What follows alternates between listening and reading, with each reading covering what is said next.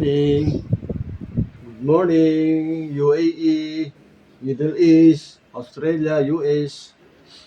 Ito po ang aming almusal. Suman salia. Ayan. Kinuha pa ni Mrs. yung nakalimutan niya isa eh. Papalitan niya ng papalitan niya ng nyug kasi isang nyug lang binigay oh. Kaya ayaw namin ng mga matatamis na eh. Binigyan ba naman ng coco jam. Dapat nyug lang. Ito isa may nyug. O isa wala.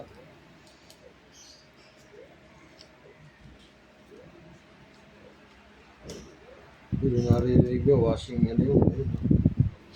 Electric washing machine. Ayun. Nagwa-washing kami. Ayan.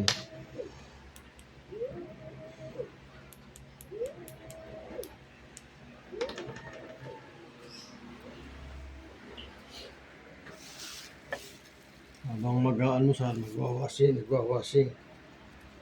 3 linggo umulan, hindi na kami nakapaglaba. Ilaban na lang kahit na umuulan.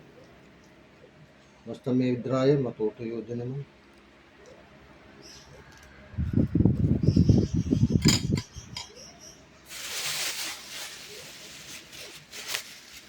Isa. Handa ko na.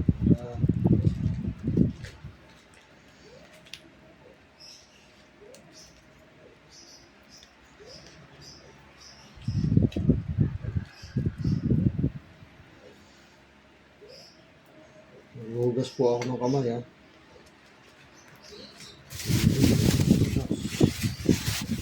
Hindi kaming kamote at suman ang aming breakfast. Bawal sa amin yung mga mamantika at mga matatamis. Hindi naman bawal, nag-ano lang para ma-prevent.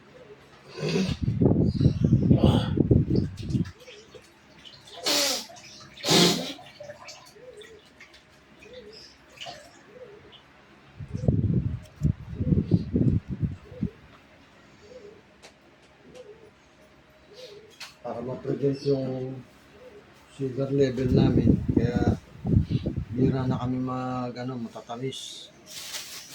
Inaagad na namin. Ay, ano to?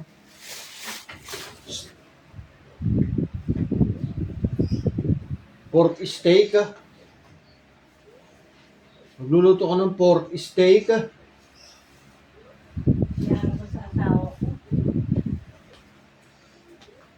Pork steak ah. Meron ba tayong dyan?